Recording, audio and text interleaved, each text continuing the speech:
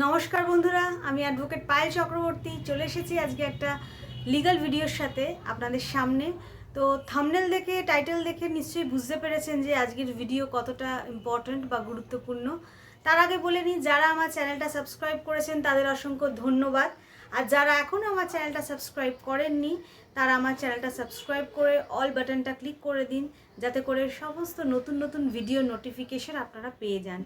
আরও একটা কথা, যে অনেকে কমেন্ট করেন আমার লিগ্যাল ভিডিওতে, উত্তর জানতে চান, কিন্তু সবসময় কমেন্টের রিপ্লাই দেওয়া, অত বড় বড় রিপ্লাই দেওয়া সম্ভব হয় না।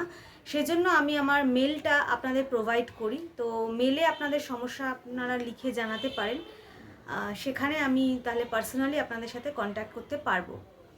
আর আমার চ্যানেলের প্লেলিস্টে সোজা সাপটা আইনের ভাষায় আমার লিগ্যাল ব্লগগুলো আছে বা লিগ্যাল ভিডিওগুলো আছে। যদি আপনারা ইচ্ছুক হন তাহলে সেখানে গিয়ে আপনারা অবশ্যই ভিজিট করতে পারেন।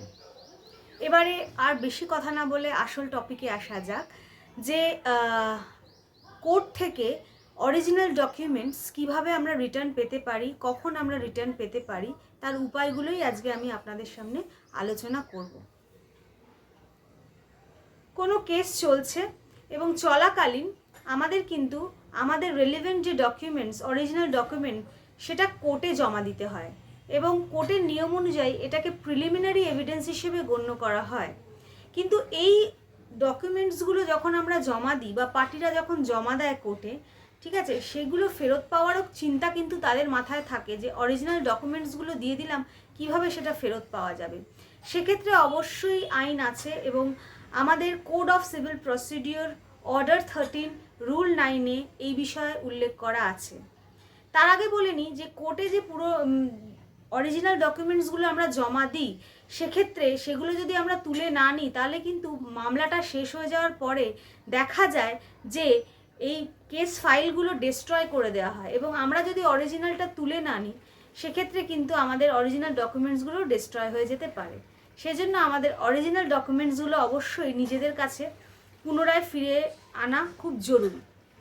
সেই বিষয়ে আজকের এই ভিডিওটা আমি তৈরি করেছি। তো আশা করি আপনাদের হেল্পফুল হবে, তো পুরো ভিডিওটা অবশ্যই দেখবেন।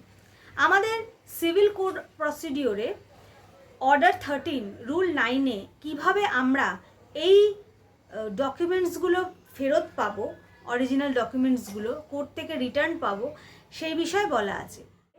এই অরিজিনাল ডকুমেন্টসগুলোকে পুরো জমা নিয়ে নেয়, সেক্ষেত্রে কিন্তু আমরা একটা পিটিশন ফাইল করতে পারি বা একটা অ্যাপ্লিকেশন করতে পারি, এবং অ্যাপ্লিকেশনটা করে তার সাথে আমরা সার্টিফাইড কপির জন্য ওই যে অরিজিনাল ডকুমেন্ট, সেই অরিজিনাল ডকুমেন্টসগুলো সার্টিফাইড কপি তুলে অ্যাপ্লিকেশনের সাথে অ্যাটাচড করে আমরা কোর্টে জমা দিতে পারি।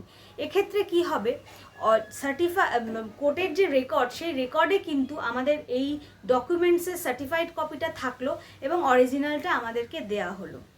এক্ষেত্রে কি হয়, অনেক সময় শুধুমাত্র ওই একটা অ্যাপ্লিকেশন করলেই হয় না, অনেক সময় দেখা গেছে যে মামলা শেষ হলেই কিন্তু আমরা এই ডকুমেন্টস ফেরতের জন্য এই অ্যাপ্লিকেশনটা করে থাকি।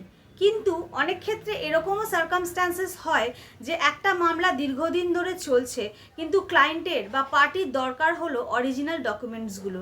তখন সে কী করবে?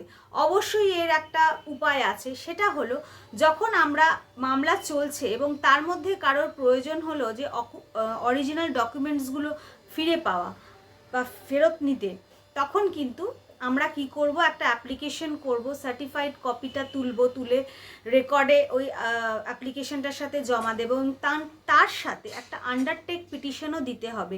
সেখানে কি লেখা থাকবে যে এই মামলাটা চলাকালীন কোর্টের যখন মনে হবে যে অরিজিনাল ডকুমেন্টসটা দেখা দরকার, তখন কিন্তু পার্টিকে অবশ্যই অরিজিনাল ডকুমেন্টসটা কোর্টের সামনে তুলে ধরতে হবে। এটাকে বলছে আন্ডারটেক একটা পিটিশন। এটা দেওয়ার ফলে কিন্তু আমরা অরিজিনাল ডকুমেন্টসটা ফিরে পেতে পারি। এক্ষেত্রে আরেকটা বিষয়বস্তু আছে, সেটা হচ্ছে যে যদি কোর্ট মনে করে যে মানে ওই অরিজিনাল ডকুমেন্টসগুলো, কিছু ডকুমেন্টস আছে যেগুলো ভয়েড মানে বাতিল, সেইগুলো কিন্তু আমরা কখনোই সার্টিফাইড কপি তুলতেও পারবো না এবং ওর অরিজিনাল ডকুমেন্টসটা নিতেও পারবো না।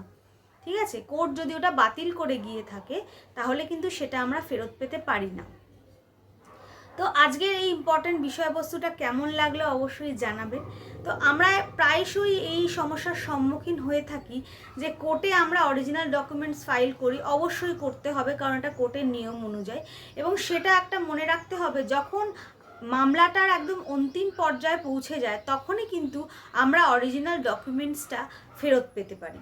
ঠিক আছে, ফেরত পাওয়ার পিটিশন ফাইল করতে পারি। এবং আগেই বলেছি যে সিভিল প্রসিডিওর কোডে অর্ডার 13 রুল 9-এ এই বিষয়ে বলা আছে, কিন্তু আরেকটাও বলা আছে যদি কোর্ট অরিজিনাল কিছু ডকুমেন্টস নিজের কাছে পুরোপুরিভাবে রেখে নেয় তাহলে কিন্তু সেটা আমরা ফেরত পাবো না, এবং কোনো ডকুমেন্টস যদি কোর্ট উল্লেখ করে দেয় যেটা বাতিল, এর কোনো ভ্যালিডিটি নেই বা এটা ভ্যালিড নয়, তাহলে কিন্তু সেটার সার্টিফাইড কপিও পাবো না, অরিজিনালটাও পাবো না। কিন্তু আদারওয়াইজ কিন্তু আমাদের এই দুটো অপশান আছে যে আমরা অ্যাপ্লিকেশন করে সার্টিফাইড কপি কোর্টে জমা দিয়ে অরিজিনালটা তুলতে পারি, এবং যদি মামলা চলাকালীন আমাদের দরকার হয় অরিজিনাল কপি বা ডকুমেন্ট, সেখানে কিন্তু আমরা ওই সার্টিফাইড কপি অ্যাপ্লাই করতে হবে, পিটিশন করতে হবে, এবং একটা আন্ডারটেক পিটিশনও করতে হবে যে কোর্ট যখন মনে করবে আমাদের মামলা চলাকালীন অরিজিনাল ডকুমেন্টস কোর্টের সামনে পেশ করতে হবে।